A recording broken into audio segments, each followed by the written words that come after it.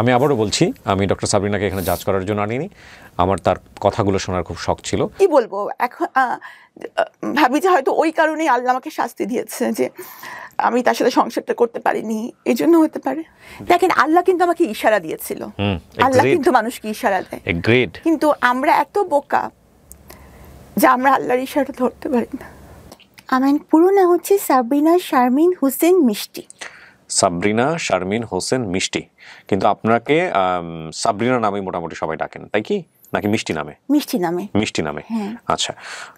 বর্তমান বয়স যদি বলতে কোনো আপত্তি না থাকে। মেয়েদের তো বয়স বলা ঠিক না, কিন্তু আমার গেস্টের সবাইকে আমি বয়স বলতে বলি। আপনার আপত্তি থাকলে আমি চাইবো না আপনি বলেন, কিন্তু ইটস লাইক বয়স তো বয়স, এটা নিয়ে আসলে গোপন করে করাটা কি বা কোনো কিছু? মেয়েরা সবসময় বয়স গোপন করতে চায়, আমিও সেই দলে। ওকে, ফাইন। সো আপনার জন্ম জেলা কোথায়? আমি ঢাকার ধানমন্ডিতে আমার জন্ম। ধানমন্ডিতে আপনি বড় হয়েছেন? না, আমার জন্মের পরপরই উইদিন 1 ইয়ার আমি চলে যাই নেদারল্যান্ডসে। ওকে। হ্যাঁ, ওখানে আমার আব্বু হচ্ছে এমএস করেন, পিএইচডি করেন, তো অনেক বড় একটা সময় আমার ওখানে কেটেছে। ওকে। বাবা কি করতেন? গভর্নমেন্ট জব করতেন, সরকারের অতিরিক্ত সচিব হিসাবেও রিটায়ার করেছেন। ওকে। কয় ভাই বোন ছিলেন আপনারা? আমরা 2 বোন। 2 বোন ছিলেন, আপনি বড়? জি। ওকে, শুনি। আসলে আমার শৈশব সম্পর্কে আছে না যে অনেকেই বলেন যে যদি শৈশবের দিনগুলো ফিরে পেতাম, কিন্তু আমি শৈশবের কথা চিন্তা হলে ওরা ভয় পেয়ে যাই না, আমি কোনোদিন শৈশবে ফিরতে চাই না। কেন?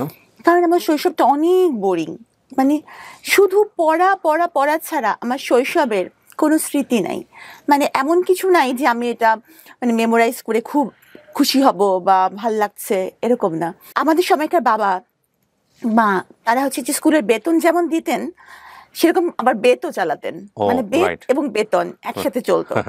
তো যেমন ধরেন যদি ক্লাসে টপ করা না যায়, তাহলে কিন্তু নতুন বছরের বই পাওয়া যাবে না। হ্যাঁ, কারো কাছ থেকে পুরান বই এনে সেট এনে হয়তো চলতে হবে, এরকম অবস্থা। তো খালি পড়া পড়া পড়া ছাড়া আমার শৈশবে তেমন কোনো আমি মনে করতে পারি না যে খুব আনন্দ ঘন কিছু ঘটেছে বা কোথাও বেড়াতে যাওয়া। এমনকি কেউ কোনো ফ্রেন্ডস যদি কোনো কারণে মানে কলোনির যদি কোনো কিছুর কারণে আসতো, তাতেও আমার আব্বা তাকে ধমক দিয়ে বিদায় করে দিত। তোমার কি কোনো পড়াশোনা নাই, তুমি আমার মেয়েকে ডিস্টার্ব করতে আসছো? ওকে, সো মেয়ের কারণে হয়তো একটু বেশি কনজারভেটিভ ছিলেন বাবা। হ্যাঁ, মানে আমার বাবা খুবই কনজারভেটিভ ছিলেন। আর আমার পড়ার ব্যাপারে আমার আব্বা খুবই সিরিয়াস ছিলেন সবসময়। কারণ যেহেতু আমাদের কোনো ভাই নেই, হয়তো উনি মানে তার ছেলে নেই এই একটা অতৃপ্তি হয়তো তার বড় মেয়ের মধ্যে দিয়েই হয়তো উনি এটা করতে চাচ্ছিলেন, এই জন্য খুব বেশি পড়াশোনার উপরই ছিল। আর আমি এত পড়তাম যে আমাকে বছরে 2 সেট বই কিনতে হতো, কারণ হচ্ছে বইগুলো ঝুরঝুরা হয়ে যেত। ওকে, স্টুডেন্ট হিসেবে কেমন ছিলেন? স্টুডেন্ট হিসেবে ফাটাফাটি। কোথায় কোথায় পড়েছেন একটু ধারাবাহিকভাবে চাই আমরা। এরপর তো যে নেদারল্যান্ডস থেকে যখন ফিরলাম তখন কোন ক্লাসে ভর্তি হলেন? তখন আমি 7-এ। ক্লাস 7 এসে ভর্তি হলেন। তো নেদারল্যান্ডস থেকে এসে ক্লাস 7-এ বাংলাদেশের এরকম একটা পরিবার। বাবা কোন মন্ত্রণালয়ে ছিলেন ওই সময় দায়িত্বে? তখন আব্বা এসেছিলেন, তখন আব্বা ইআরডিতে ছিলেন। ওকে, মানে আমার এত ভালো মনে নাই তখন আসলে এইসব মন্ত্রণালয়ের বিষয়গুলা বা এগুলো আমি অত ভালো বুঝতাম না। আর আমার আব্বা ছিলেন অ্যাডমিন ক্যাডার। ওকে, আমি অত বেশি আব্বার। মা কি ছিলেন? হাউসওয়াইফ? আমার আম্মা তখন হাউসওয়াইফ ছিলেন। ওকে, মানে প্রথমে উনি চাকরি করতেন, কিন্তু পরে আমি যখন মানে হলাম পরে উনি আর চাকরিতে যাননি, যে মেয়েদেরকেই বড় করবেন। আমরা তো 2 বোন বলেছি। এজ গ্যাপ 2 বোনের খুব বেশি না। মা কি করতেন? মা কি পড়ার মধ্যে রাখতেন বাচ্চাদেরকে, সে থাকুক পড়াশোনার মধ্যে? না যে বাবা একটু কঠিন হলে মা একটু নরম স্বভাবের হয়। আমার বাবা মা দুইজনই সমান তালে কঠিন। মানে কোথাও গিয়ে আর ধরেন কোনো কারণে আমার আব্বা বকা দিচ্ছে, তখন আমার আম্মু এমন ভাব করবে যে কিছু শুনতেই পাচ্ছেন না। মানে উনি যে আসবেন বাঁচাতে তা কিন্তু না, মানে দেখা যাবে যে বাবা মা দুজনই সমান তালে শাসন করেছেন। তবে আমি মনে করি যে খুব বেশি শাসন করাটা আসলে ভালো না, কারণ বাবা মার সাথে একটু বন্ধুত্বপূর্ণ সম্পর্ক হলে অনেক কিছু শেয়ার করা যায়, বা অনেক কিছু মানে ভয় থেকে যদি বাচ্চারা বাবা মাকে কিছু না বলে তাহলে সেটার ইম্প্যাক্ট কিন্তু ভালো হয় না। এই জন্য আমার মনে হয় যে শৈশবে বাবা মার এই যে একটা, আর মানে ওই সময় আমাদের সময়কার বাবারা চাইতেন যে একটা ভয়, এবং আমার মনে হয় যে বাবারা বোধহয় সেটা এনজয়ও করতেন, যে সন্তানরা তাকে ভয় পাচ্ছে, শ্রদ্ধা করছে, এরকম। কিন্তু আসলে ভয় জিনিসটা কিন্তু দূরত্ব তৈরি করে। হ্যাঁ, তো এই কারণে দেখা গেছে যে আমি কিছু হয়তো মনে কিছু আসলেও সেটা বাবা মার সাথে শেয়ার করতে পারতাম না।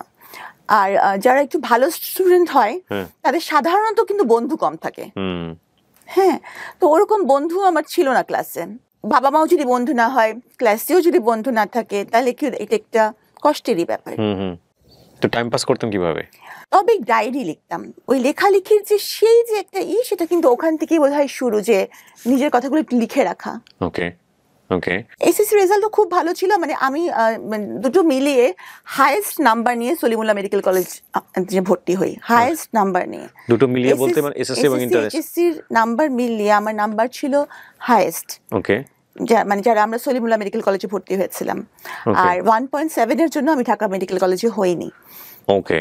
তো আমার আম্মুর খুব ইচ্ছা ছিল যে আমি ডক্টর হই, কারণ একবার একজন ডক্টরের কাছে গিয়ে আম্মু খুব মানে আম্মু যেটা বলেন আর কি, একটু কষ্টকর একটা পরিস্থিতির শিকার হয়েছিলেন। হ্যাঁ, মানে মোটামুটি তখন আমি প্রচন্ড অসুস্থ। তো আম্মু তখন আমাকে নিয়ে নেদারল্যান্ডস থেকে ফিরেছেন, ডক্টরসের খুব রুড ব্যবহার আম্মু পেয়েছিলেন। তো তখন আম্মু বলেন যে ডাক্তার যদি এমন হয় তাহলে মানুষ কোথায় যাবে, তাহলে আমার মেয়েকে আমি ডাক্তার বানাবো এবং তার ব্যবহারটা হবে সবার সাথে খুব নরম, ফ্রেন্ডলি। এবং তো আমি আমার জীবনে, আমি জানি না মানুষ কি ভাববে, তবে আমি আমার জীবনে খুব চেষ্টা করেছি যে মানুষের সাথে ওরকম, আমার রোগীদের সাথে নরম ব্যবহারটাই করার। সো আপনার মা টার্গেট করে, আপনার বোনও কি ডাক্তার হয়েছেন? না। ওকে। তো আপনি সলিমুল্লাহ মেডিকেল কলেজে পড়লেন, এমবিবিএস ওখানে কমপ্লিট করলেন, রাইট? ইন্টার্নশিপ করার পর আপনার স্পেশালিটি কোন দিকে গ্রো করলো? ভেবেছিলাম আমি গাইনি অ্যান্ড অবস নিয়ে পড়বো, তো আমি সেটা নিয়ে পড়া শুরু করলাম। তো এফসিপিএস পার্ট 1 করার পর আমি ট্রেনিং করলাম, কিন্তু পরে আমার মনে হলো যে না, আমি আসলে এমন কিছু করব যেটা সবার জন্যই চ্যালেঞ্জিং।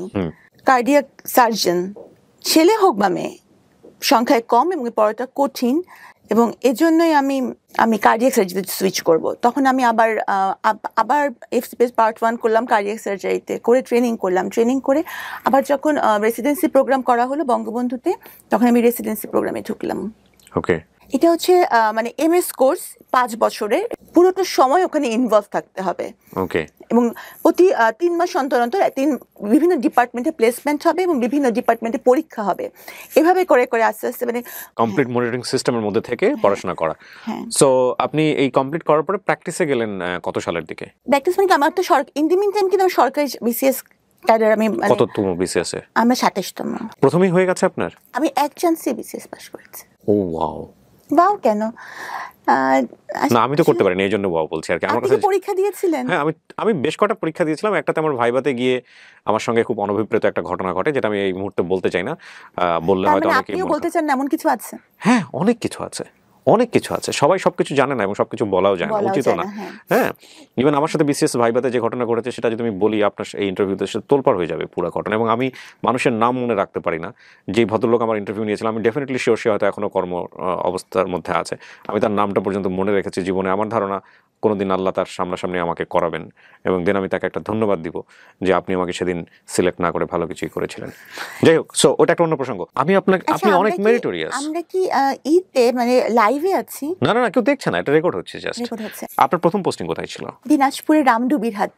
গিয়েছিলেন ওখানে? হ্যাঁ, ওখানে 1.5 বছর আমি ছিলাম। 1.5 বছর।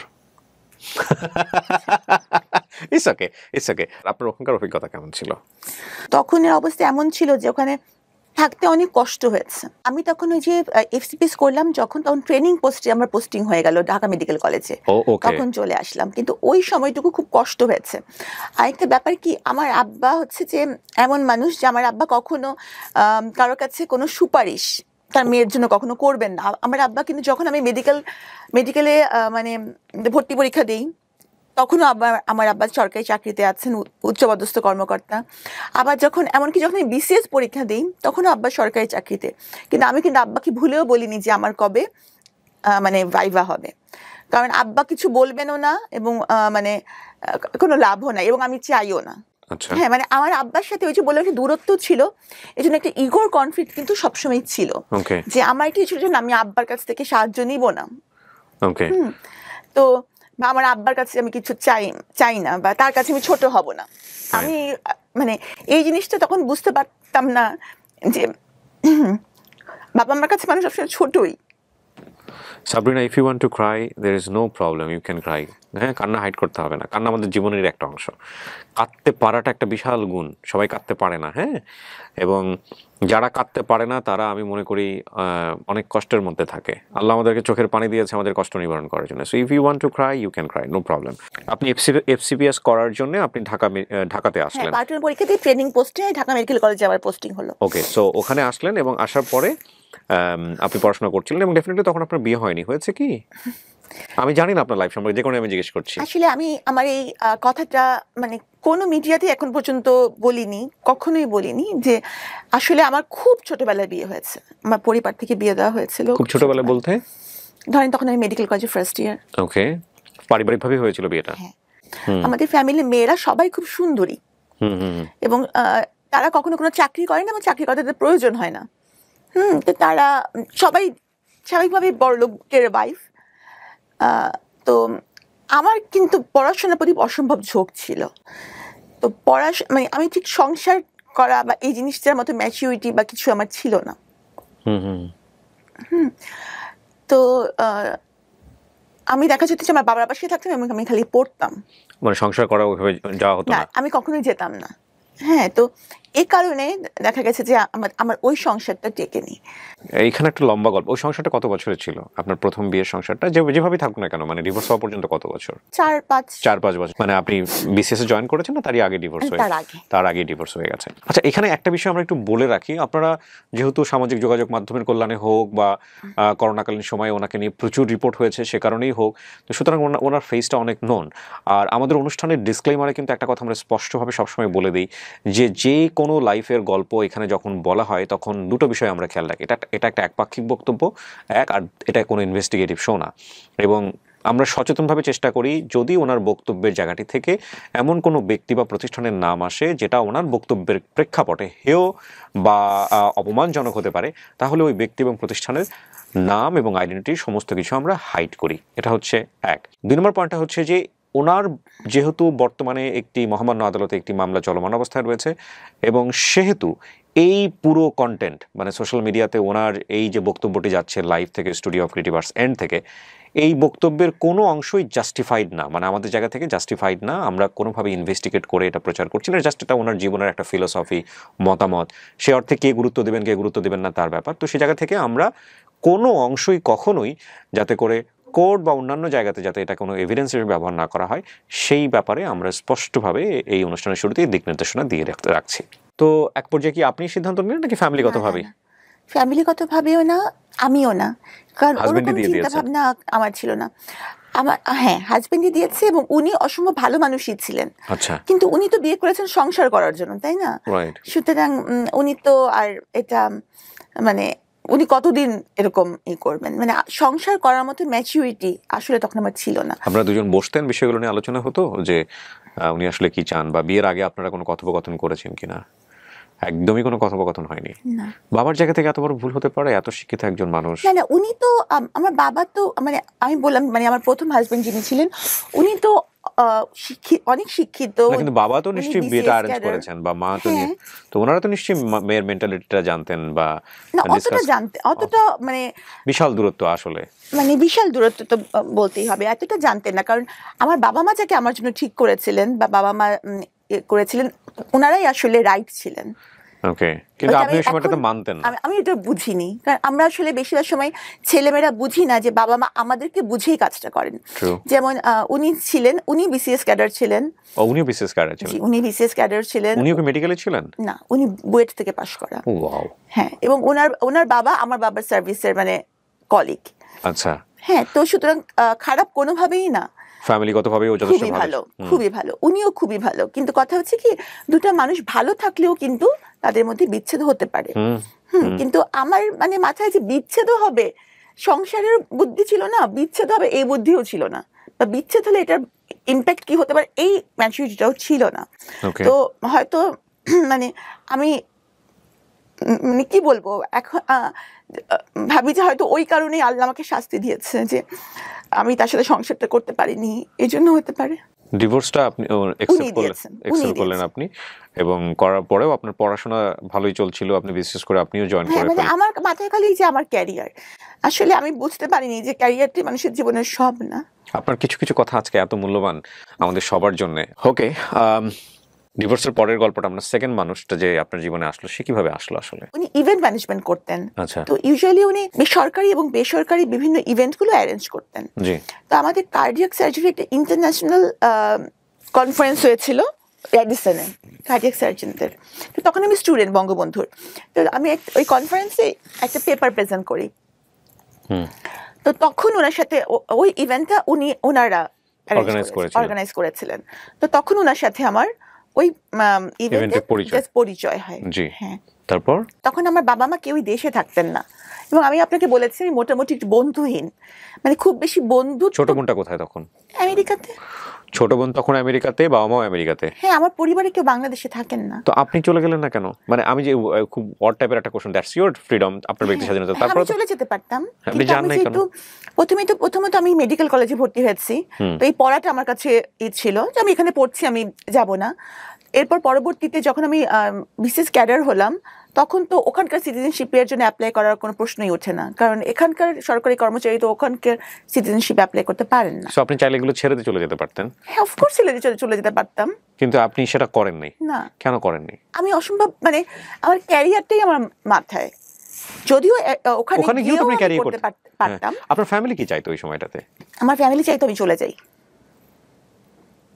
আমার কাছে কেন জানি মনে হচ্ছে আপনার ফ্যামিলির সাথে আপনার একটা বড় ধরনের বার্গেনিং হয়েছে এই বিষয়গুলো নিয়ে, এবং সেটাও খুব সহজ বার্গেনিং ছিল না, কারণ দুটো মাত্র মেয়ে, বড় মেয়ে তাকে বাংলাদেশে রেখে যাচ্ছে এবং অলরেডি সে ডিভোর্স।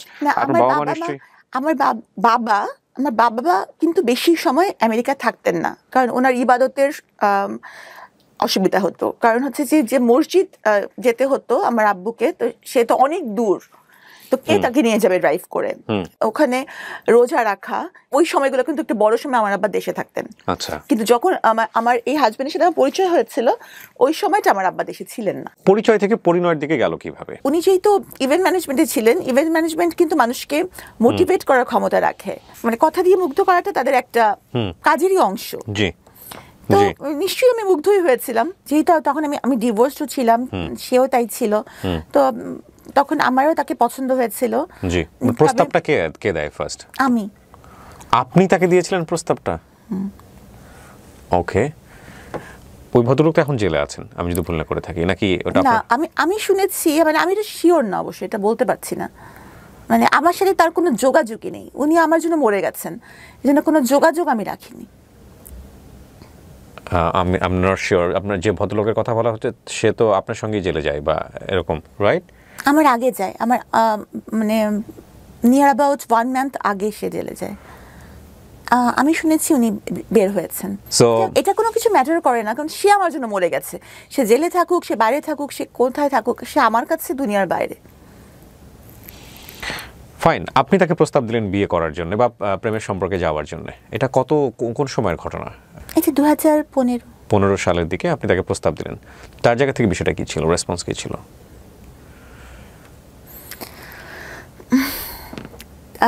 তাহলে বিয়ের ঘটনাটা বলতে? হ্যাঁ হ্যাঁ, প্লিজ, আমি তো শোনার জন্য অপেক্ষা করছি, বলেন না। আমি ভাবছিলাম যে কোনো সম্পর্কই আসলে মানে আমাদের মাথায় যে আমরা তো পুরানকালের মানুষ, বিয়েটাই আমাদের কাছে মানে জাস্ট ফ্রেন্ড তো টাইপের, এটা তো আর তখন না আমাদের। তো বিয়ের কথাটা আমি বলেছি যে তাহলে আমরা বিয়েই করব। পরিচয় মাত্র 3 মাসের কিন্তু। হ্যাঁ, তো আর আব্বা আম্মাকে তো বলা যাবেই না, আব্বা আম্মা দেশেও নাই, আর আমার আব্বা মামা কখনো এই বিয়েতে জীবনেও রাজি হবে না, জীবনেও না। তা আমি বললাম তাই উনিও বললেন যে হ্যাঁ ঠিক আছে। তো ওনার কিছু আত্মীয় স্বজন, আবার আমার ফ্রেন্ডসরা ছিল, বান্ধবীরা মেডিকেল কলেজের। বিয়ের দিনকে তো আমার ওরা হলুদ টলুদ লাগালো, তো হলুদ লাগানোর পর সেদিনই সন্ধ্যাবেলা বিয়ে হবে, এরকম একটা। মানে ওইভাবে ওনার ফ্যামিলিও ইনফর্ম ছিল না যে আপনাকে বিয়ে করতে? ওনার ফ্যামিলিরও কেউ খুব একটা এখানে থাকে না। মানে ওই সময়টা থেকে আপনি ওনার সম্পর্কে খুব ভালো করে জানতেন আগাগোড়া? হয় নাকি এত মেরিটোরিয়াস একটা মেয়ে? আসলে কিছু জায়গায় পড়াশোনা করলে সব দিক দিয়ে খুব একেবারে, মানে সবাই এটাই বলে যে হ্যাঁ সে ডাক্তার, সে কেন এটা জানবে না বা বুঝবে না, কিন্তু সবসময় কি এটাই যে আমি মেধাবী হলে? সঙ্গে একমত, কিন্তু আমি আমার দর্শকদেরকে ইনফ্লুয়েন্স করতে চাই না এই বিষয়ে। আমি ব্যক্তিগতভাবে আপনার সঙ্গে একমত। কেন একমত বলছি, যে মানুষজন বলে না, গুরুজনরা বলে না যে প্রেম একটা বোকা, প্রেম অন্ধ করে দেয় মানুষকে, প্রেম একটা ইলিউশন। জীবনে কখনো কখনো এই জিনিসটা চরম পর্যায়ে সত্য, এবং সেটা আমরা ধাক্কা না খাওয়া পর্যন্ত আসলে বুঝতে পারি না। এবং এই ধাক্কাটা কারো কারো জীবনে খুব অল্প সময়ে চলে আসে, আবার কারো কারো জীবনে খুব লম্বা সময়ের পরে আসে। বাট এই ধাক্কা কারো জীবনে না আসুক সেটার জন্য আবার এটা ঠিক যে এই ইলিউশন থেকেও অসংখ্য ভালো ঘটনার জন্ম হয় পৃথিবীতে, তাই না? তবে এটা ঠিক যে ওই লাভ এক ধরনের মোহ, এবং এই মোহতে অনেক বড় বড় জিনিস মানুষ ওভারলুক করে যায়, অনেক বড় বড় জিনিস, ব্যাপারে কোনো সন্দেহ নেই। আপনি ওনার সম্পর্কে তেমন কিছু জানতেন না, আর উনি তো মোটামুটি জানতো বোধহয় আপনার সম্পর্কে, যে আপনার ফ্যামিলিরা কারা কারা আছে। আমার সম্পর্কে জানতো, আমার সম্পর্কে তো এখনো তো আমি অনেকের সম্পর্কে জানি না, কিন্তু সবাই তো আমার সম্পর্কে জানে। সো না, ডেফিনেটলি আপনার সেই সময় তো সেরকম অবস্থা ছিল না, এখনকার জানার অবস্থা তো অন্য কারণ। মানে অনেকের জানার আগ্রহ থাকে, তা আমার মনে হয়নি যে আমার কিছু জানার দরকার, বা কার মাধ্যমে জানবো, কাকে জিজ্ঞেস করবো তার সম্পর্কে, মানে এরকম। আর সে তো আর কোনো মানে এখানকার কোনো স্টুডেন্ট ছিল না যে তার কলেজে গিয়ে আমি জিজ্ঞেস করবো, বা এটা আমার মাথায় আসে না যে কিছু আমার জিজ্ঞেস করা লাগবে। আচ্ছা, হ্যাঁ, এটা আমার মাথায় আসে নাই, সত্যি কথা যেটা। সো তারপর কি হলো? তো তখন ওই যে সেদিন সন্ধ্যায় আমার বিয়ে। হ্যাঁ, তারপর তো উনি আসলেন, আমার ফ্রেন্ডসরা ছিল, এসে উনি বললেন যে আমি তো বিয়ে করব না। ও তখন আমার মনে হলো যে কি, মানে এটা কেমন কথা, মানে আমার ফ্রেন্ডসরা আমাকে হলুদুলো লাগাইছে যে আমার বিয়ে হবে, আর অলরেডি কিন্তু আমার একটা বিয়ে, আমার জীবনে এরকম একটা ঘটনা আছে। ওনার লাইফে কি এরকম কিছু ছিল আপনার মতো? হ্যাঁ, আমি পরে জানতে পেরেছি। তখন পর্যন্ত আপনি কি জানতেন এটা বলেন আমার? তখন পর্যন্ত জানতাম যে উনি বিবাহিত, আমি ডিভোর্সড। ও, তখন পর্যন্ত আপনি জানতেন যে আপনার মতো উনিও বিবাহিত, ডিভোর্স, এবং ওনার কোনো বাচ্চা কাচ্চা নাই? না, বাচ্চার কথা জানতাম, বাচ্চা আছে এটা জানতেন আপনি? জানতাম। ওকে, ফাইন। কিন্তু তখন আমার কাছে এটা মনে হলো যে এটা একটা, মানে আমিও তখন এমন ছিলাম যে আমার কাছে মনে হলো যে একটা ইগোর ব্যাপার, কি আমাকে বিয়ে করবে না, মানে আমাকে কেউ বিয়ে করবে না, এটা কেমন কথা, কিসের কমতি আছে আমার, হ্যাঁ, যে কারণে আমাকে বিয়ে করবে না? হ্যাঁ, মানে আমার এরকম মনে হলো। আসলে অনেক মানুষ, অনেক বিশেষ বিশেষ সিচুয়েশন মানুষ অনেক বোকা হয়ে যায়। আমি তো তখন মানে এই করবে না, বিয়ে করবে কি মানে হতে পারে, কারণ ওনার ব্যাখ্যা হচ্ছে যে বিয়ে করলে ভালোবাসা কমে যায়, বিয়ে করলে ভালোবাসার মরণ হয়। এই জন্য আমি যেহেতু সাবিনাকে, সাবিনা বলতো না, মিস্ত্রি বলতো। মিস্ত্রি? হ্যাঁ, মিস্ত্রি, মিষ্টি না বলে মিস্ত্রি বলতো। হ্যাঁ, বলতো যে মিস্ত্রির মতো মিষ্টি, এ কারণে মিস্ত্রির মতন অনেক সাদা, এই জন্য। ও আচ্ছা, ঠিক আছে।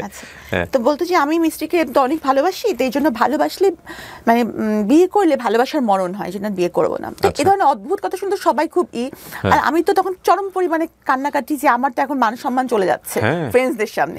মানে তখন আমার সবকিছু বাদ দিয়ে এটাই মনে হলো। আচ্ছা, গেল, যাই হোক। তারপরে তাকে অনেকভাবে রাজি করানো হলো। আমার যে ক্যামেরাম্যান ছিল, ফটো তোলার জন্য এসেছিল, সেই ক্যামেরাম্যান ক্যামেরা ফেলে ভেউ ভেউ করে কাঁদছে। ওহো, কান্নার কথা আপনার, সেই ক্যামেরাম্যান কাঁদতেছে, আমি বুঝলাম। সবাই কাঁদতেছে। ওকে, ফাইন। মানে আমার ক্যামেরাম্যান কাঁদতেছে, ছবি তুলতে পারতেছে না বোধহয়, পেমেন্ট পাবে নাই আমার এই জন্য বিয়ের। ওকে, তারপর? হ্যাঁ, তো মানে শুনতে আপনার কাছে মনে হচ্ছে খুব মজা না, কিন্তু তখন আমার কাছে মনে হচ্ছিল যে আমার I feel you definitely, it's a very important thing. মনে হচ্ছিল আমি খুবই মানে, কিন্তু আপনি যদি আজকের কথা চিন্তা করেন, সেই সময়টা যদি আপনি এগ্রি করে নিতেন, তাহলে কি হতো? আমি বলি ঘটনাটা। আচ্ছা, আমি তখন অপমানের শেষ আছে, যে এটা কি, আমি অনেক কাঁদতেছি, সবাই কাঁদছে, আমার ফ্রেন্ডসরা তো মরা কান্না জুড়ে দিচ্ছে। হ্যাঁ, শেষ পর্যন্ত সবাই বুঝায় টুঝায়, তারও আত্মীয় স্বজন যার যে কয়জন ছিল বুঝায় রাজি করালো, ঠিক আছে। তো এখানে এরকম হলুদ হয়ে গেছে, এরপর তুমি না করছো তো ঠিক না। আচ্ছা, তখন সে রাজি হলো। পরে কাজী সাহেবকে আনা হলো।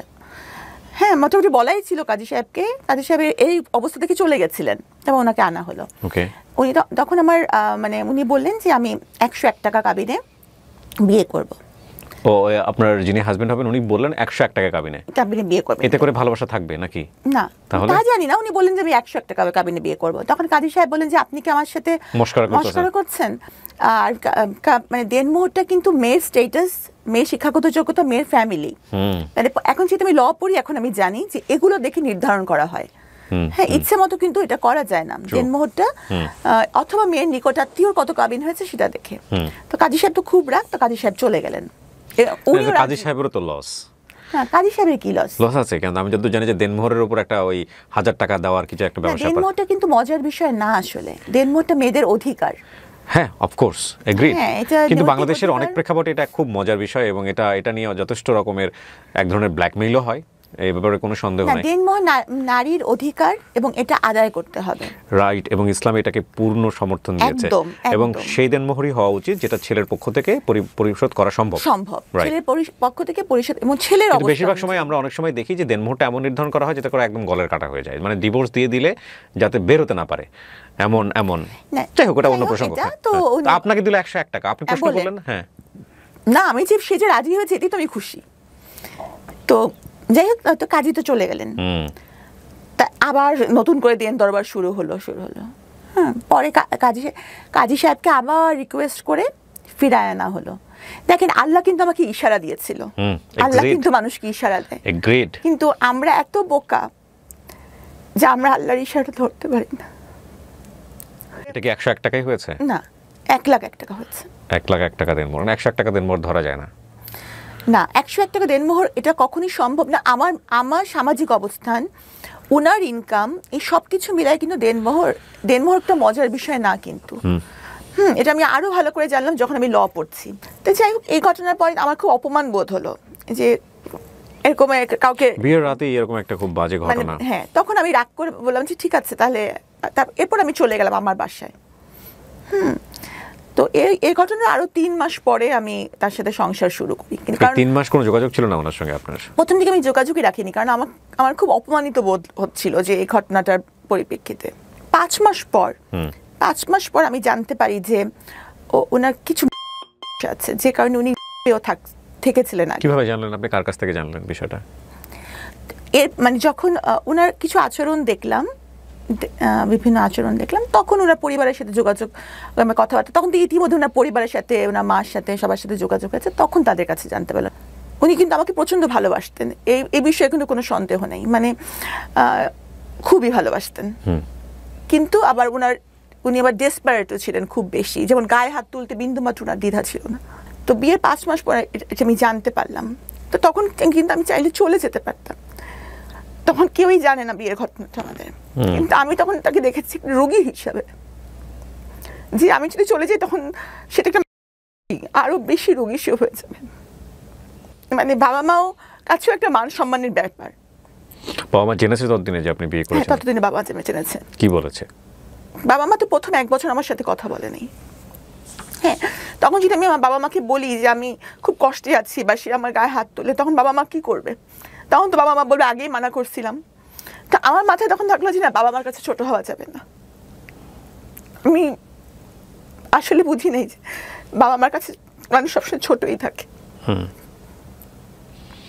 তো যাই হোক, কিন্তু এটা সত্য যে সে আমাকে ভালোবাসতো, টেম্পার লুজ করতো। হ্যাঁ, অল্পতেই। বিষয়টা একপাক্ষিক কিনা, নাকি আপনিও রেগে যে আপনিও অনেক সময় করতেন? না, আমি করতাম। প্রথম সহ্য করে মেয়েরা, তারপরে দেখা গেল যে সে হয়তো বা সেও তখন একই ভূমিকায় চলে যায়, এরকম হয়েছিল কিনা? না, আমার চিন্তা ভাবনাটা অন্যরকম ছিল। কি ছিল আপনার চিন্তা ভাবনা? মানে যেটা বলছেন এটা পাবলিকলি বলছেন, কিন্তু উনি চাইলে ডিফেন্ড করতে পারবে ভবিষ্যতে, সেই জায়গা থেকে বলছি। হ্যাঁ, উনি তো চাইলে ডিফেন্ড করতেই পারবেন, কারণ আমি তো যা সত্য তাই বলছি। এখানে তো মানে ওনার আত্মীয় স্বজনরাও নিশ্চয়ই দেখবেন, ওনারা সবাই দেখবেন। হ্যাঁ, যে ভালোবাসাটাও ওনার আত্মীয় স্বজনরা দেখেছেন, গায়ে হাত তুলতো সেটাও ওনার আত্মীয় স্বজনরা দেখেছেন, এবং ওনার আত্মীয় স্বজনরা মানা করতেন যে মিষ্টির গায়ে কেন হাত তুলিস, বলতো ওনাকে, ওনার আত্মীয় স্বজনরা সবাই বলতো। আর একটা ব্যাপার কি, মানে সবাই ভাবে যে একটা মানুষ যখন, একটা মেয়ে যখন মানে ফিনান্সিয়ালি ইন্ডিপেন্ডেন্ট হয়, তখন হয়তো তার মানে কোনো পারিবারিক দায়বদ্ধতা থাকে না, হয়তো তার স্বামীর কথা শুনতেই হবে এমন কোনো বিষয় থাকে না। কিন্তু কথাটা কিন্তু একদম ঠিক না। বরং যারা ফিনান্সিয়ালি ইন্ডিপেন্ডেন্ট হয় বা যাদের একটা সার্কেল থাকে, তারা কিন্তু অনেক কিছুই পরিবারের জিনিস গোপন করে, পাছে তাদের বদনাম হয় বা পাছে লোককে কিছু বলে, এজন্য। তো আমি তখন আমার মধ্যে একটা ছিল যে ওই সময় আমার আগের ফেসবুকে বেশিরভাগ ছবি আমি আমার হাজব্যান্ডের সাথে খুব হাসি খুশি ছবি দিতাম, যে অ্যাটলিস্ট সবাই দেখুক আমি ভালো আছি, কারণ কাউকে খারাপ আমি আছি এটা দেখায় তো কোনো লাভ নাই। আর আমি বারবারই বলতেছি যে উনি কিন্তু আমাকে ভালোবাসতেন, কিন্তু না, ভালোবাসাটা ছিল একটু অন্যরকম। হ্যাঁ, যেমন গাড়ির মধ্যেও কিন্তু যখন উনি ড্রাইভ করতেন, উনি কিন্তু আমার হাত ধরে বসে থাকতেন, যে কিছু হলেই যে মানে, বা আমি যদি কোনো ফোন আসলে হাত সরিয়ে নিতাম, উনি বলতেন মিস্ত্রি তুমি হাত সরাই নিলা কেন, তুমি কেন হাত সরাই নিলা, মানে কেন তুমি আমার চেয়ে বেশি ফোনটাকে প্রায়োরিটি দিচ্ছ, এই মোমেন্টটাকে কেন প্রায়োরিটি দিচ্ছ না? দ্যাট এটা কিন্তু কোশ্চেনেবল, এটা আসলেই কোশ্চেনেবল। মানে ফোনটার সময় কেটেই দেওয়া উচিত ডেফিনেটলি, কারণ ইটস বিউটিফুল মোমেন্ট। যাই হোক, আমি জাজমেন্ট করছি না, মানে বিউটিফুল মোমেন্ট আমি তো মানে as a doctor I have to attend my phone calls, কারণ আমার রুগীরা ফোন করে, তখন তুমি ফোন না ধরে থাকতে পারবো না। আমার হসপিটাল থেকে ফোন আসে, ফোনেও না সমস্যা নাই, মানে হাতটা ছেড়ে দিয়ে ফোনটা ধরে আবার হাতটা ধরলাম না কেন? ও, এটা তো উচিত ছিল আপনার হাতটা ধরা। হ্যাঁ, এই তো মানে এই মানে এই ব্যাপারগুলো সে মানে খুব নোটিস করতো মানে কতটুকু সে আমাকে ভালোবাসে। এখানে আসলে জানি না বলাটা ভাবে ঠিক হবে কিনা, মানে এক্সপেক্ট করতো অনেক কিছু, মানে ও আপনাকে অনেক লাভ করতো, এটা আপনি যেমন বুঝতে পারতেন, সেটা ইন রিটার্নও সে অনেক কিছু এক্সপেক্ট করতো, বাট আপনার লাভ এক্সপ্রেশন তো আপনার মতো, হয়তো সেও বুঝতে পারতো না এই বিষয়গুলো। যাক, আমরা আসলে জাজমেন্টে না নিই, কিন্তু আমি যেটা বলতে চাচ্ছি যে বিয়ের পরে আপনি এমন কিছু কি জানলেন যেটা আপনি বিয়ের আগে জানতেন না? এই যে আমার থাকার বিষয়টা, এছাড়া থাকা বিষয়টা তো খারাপ না, ও থেকে ভালো হয়ে আসছে। না, ভালো হয়ে এসেছিল, কিন্তু মানে এরপর যে এই যে জিনিসগুলো আমার সেটা ছিল, এবং দেখা গেছে যে এই পুরো 5 বছরে কিন্তু উনি ওষুধ খেয়েছেন, আমি ওনাকে রেগুলারই মানে উনি ট্রিটমেন্টেই ছিলেন। কিন্তু আপনার মেডিকেল ভাষায় এটা কি আপনি খারাপ বলবেন? না, মানে একটুও খারাপ না, এই জন্য আমি তাকে ছেড়ে যাইনি। ওকে, এই জন্য আমি তাকে ছেড়ে যাইনি, কারণ আমি জানতাম যে আমার সাপোর্ট তার দরকার। কারণ যে কোনো কিছুতেই সে বলতো, মিস্ত্রি আমার এই সমস্যা, তুমি কিছু একটা করো। তো উনি মানে যে কোনো কিছুতে মিস্ত্রি ছাড়া সে কিছু করতো না, বুঝতো না। হ্যাঁ, মানে বুঝতো না। তো তারপরে কি হলো, মানে এই ধরনের একটা ঘটনা কেন আসলো 2020 সালে বোধ হয় না? কি হয়েছিল বলেন তো? আসলে ব্যাপারটা হচ্ছে কি যে উনি কিন্তু আগেই মানে মানে এই ইভেন্ট ম্যানেজমেন্টের কাজগুলো করতো, তো উনি এই করোনার কাজটা নিয়েছিলেন। তো করোনার কাজটা এই ওনার কিন্তু কোনো হসপিটাল ছিল না। অনেকেরই ভুল ধারণা একটা আছে যে ওনার বোধহয় কোনো হসপিটাল ছিল। উনি কিন্তু ইভেন্ট ম্যানেজমেন্ট করতেন, মানে বুথ বানিয়ে যে স্যাম্পল কালেকশন করতেন, এতটুকুই ওনার পারমিশন ছিল। ও, বুথ বানিয়ে বিভিন্ন স্যাম্পল কালেকশন করে কার কাছে পাঠাবে তাহলে সে? এটা পাঠাবেন ওই যে সরকারি যে এগুলো যে যারা টেস্ট করেন সেখানে, তার তো কোনো টেস্টের, তার তো কোনো কিন্তু বুথ বানিয়ে যে স্যাম্পলটা কালেক্ট করবেন উনি, এটা কি অনুমতি ছিল? হ্যাঁ, এটা অনুমতি ওনার ছিল। আচ্ছা, এটা কি সরকার থেকে অনুমতি দিয়েছিল? হ্যাঁ। আচ্ছা, তারপর তো এই যে ওনার অ্যাডমিনিস্ট্রেটিভ ব্যাপারগুলো, এগুলো কিন্তু আসলে আমি খুব একটা বুঝি না, কারণ উনি কিভাবে ওনার ম্যানেজমেন্টটা চালাবেন, উনি তো আগে থেকে ম্যানেজমেন্ট করেন, এই জিনিসগুলো কিন্তু আমার মাথায় ঢোকে না। অনেকেই হয়তো ভাবেন যে সাবিনা ডাক্তার, সাবিনা এগুলো ভালো বুঝছেন, কিন্তু ম্যানেজমেন্টের ব্যাপারটা যে সব ডাক্তাররা বুঝবেন এটা কিন্তু ঠিক না। তো আমি ওনাকে বলতাম যে তুমি তো এই ব্যাপারগুলো খুব একটা জানো না, তাহলে তোমার এই কাজটা নেওয়ার দরকারটা কি? কিন্তু উনি স্বাভাবিকভাবে আমার কথা শুনতেন না, মানে কাজের ব্যাপারে উনি আমার কথা শুনতেন না। হ্যাঁ, আর ওনার একটা কমপ্লেক্স সবসময় কাজ করতো। উনি ভাবতেন যে আমি যেহেতু কার্ডিয়াক সার্জন, আমি হয়তো মানে একটু বেশি হচ্ছে কিনা, বা মানে একটা ইনফিরিয়রিটি কমপ্লেক্স আমাদের ছিল। ও সামহাউ মনে করতো যে আপনার পজিশনটা ওর উপরে চলে গেছে, সো হ্যাঁ, এটা উনি মনে করতেন, যে কারণে উনি এমন কিছু করতে চাইতেন যেটা অনেক বড় কিছু। আপনি কার্ডিয়াক সার্জন হিসেবে প্র্যাকটিস করেছেন কত বছর? করার সুযোগ হয়েছে? 5 বছর। হৃদয় কাটাকাটির কাজ হয়েছে? জি, আপনি করেছেন? হ্যাঁ। কিন্তু আপনার এত ইমোশন, এত মানে আপনি যেভাবে কাঁদছেন, তাতে আপনার এই হৃদয় কাটাকাটি করতে খারাপ লাগে না? আমি যে অড কোশ্চেন করে ফেললাম। না, আমার তখন পুরো অন্যরকম লাগে, একদম অন্যরকম, মানে কি বলবো, মানে ওইটাই আমার সবচেয়ে বড় প্যাশন ছিল। কার্ডিয়াক সার্জারি করাটাই আমার সবচেয়ে বড় প্যাশন ছিল। ভুল মানুষ চুজ করা জীবনে যে কত বড় ক্ষতি হতে পারে, এটা আমি বলছি না যে উনি জীবনে ভুল মানুষ চুজ করেছেন, এমন হতে পারে যে ওনাকে চুজ করেছে তার জীবনেও হয়তো উনি ভুল মানুষ। হ্যাঁ, এটা হতে পারে, এটা আমি অস্বীকার করছি না, তাই না? হয়তো উনি যদি সাধারণ কোনো, যেমন ধরেন যে আমি যদি কোনো প্রোগ্রামে উনি নিয়ে যেতেন, যদি কোনো প্রোগ্রামে, তো দেখা যেত যে সবাই সাবিনার সাথে কথা বলতে চায়, হ্যাঁ, বাস আমাকে কিছু একটা প্রশংসা করে বলতে চায়, করতে চায়, তো তখন দেখা যেত যে ওনারা ওনাকে ছোট করে কথা বলে। ও হ্যাঁ, মানে আমার সামনে ওনাকে ছোট করে কথা বলছে, এর জেদটা আমার উপর আসতো ঘুরে ফিরে, বাসায় এসে আমাকে কথা শুনতে হতো, বকা শুনতে হতো, বা এরকম। তো হতে পারে আমি হয়তো এই জন্যই ওনার জীবনে ভুল, উনি যদি একটা সাধারণ মেয়ে বিয়ে করতেন তাহলে ওনারও হয়তো এরকম ঘটতো না। সো কি হলো সাবরিনা, এরপরে ওই স্যাম্পলগুলো উনি কালেক্ট করতেন, তারপর?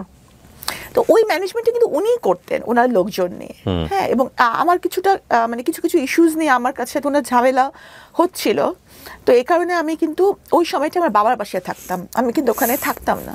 তো তখন থেকে আমাদের মধ্যে একটা বিশাল বড় গ্যাপ, এই করোনার পরবর্তী সময় থেকে।